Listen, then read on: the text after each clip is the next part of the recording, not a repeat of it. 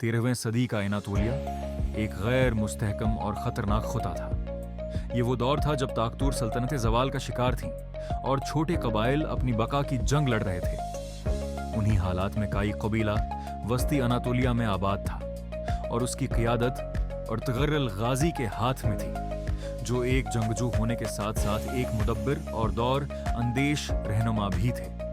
तारीखी माखज़ बताते हैं कि इस दौर में कबाइल के दरमियान झड़पें मामूल की बात थी। वसाइल महदूद थे, जमीन कीमती थी और दुश्मन हर तरफ मौजूद थे। काई कबीला भी उन्हीं खतरात में घिरा हुआ था।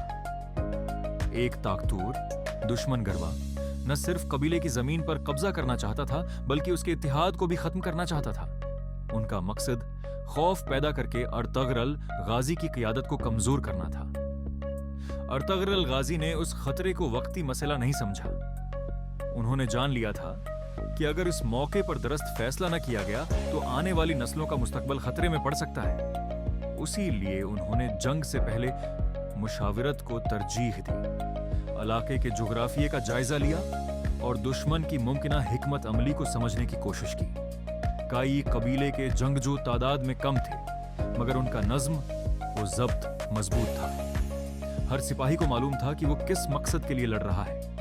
अर्तुग़रुल गाज़ी की क़ियादत में ये फौज सिर्फ ताकत पर इन्हिसार नहीं कर रही थी, बल्कि मंसूबाबंदी, सब्र और सही वक्त पर फैसला करने की सलाहियत पर यकीन रखती थी। जब दुश्मन ने पेश कदमी की तो अर्तुग़रुल गाज़ी ने बुराह रास्त टकराव के बजाय दिफाई हिकमत अमली अपनाई।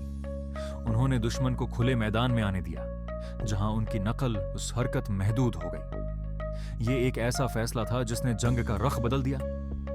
दुश्मन की बर्तरी आहिस्ता आहिस्ता कमजोर पड़ने लगी। जंग के दौरान अर्तुग़रुल गाज़ी मुसलसल अगली सफ़ों में मौजूद रहे। वो सिर्फ हुक्म देने वाले रहनुमा नहीं थे, बल्कि अमली तौर पर जंग का हिस्सा थे।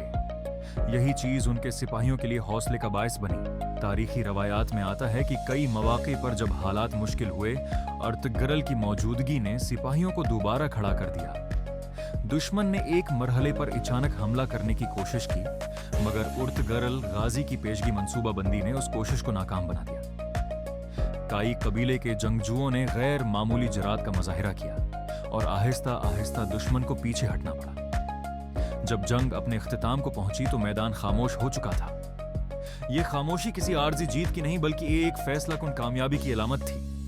अर्तुग़रुल गाज़ी ने उस फतह को जाती कामयाबी के तौर पर पेश नहीं किया, बल्कि उसे अपने साथियों की कुर्बानी, नज्म व ज़ब्त और अल्लाह पर यकीन का नतीजा करार दिया।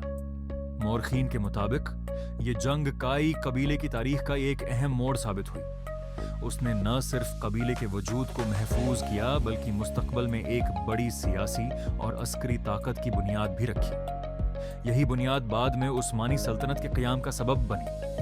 अर्तुग़रुल गाज़ी की क़ियादत हमें यह सिखाती है कि तारीख में सिर्फ ताकतूर ही कामयाब नहीं होते, बल्कि वो रहनुमा कामयाब होते हैं जो हालात को समझते हैं, सही वक्त पर सही फैसला करते हैं और अपने लोगों के साथ खड़े रहते हैं। आज सदियों बाद भी अर्तुग़रुल गाज़ी का नाम क़ियादत, सब्र और हिकमत की अलामत के तौर पर लिया जाता है।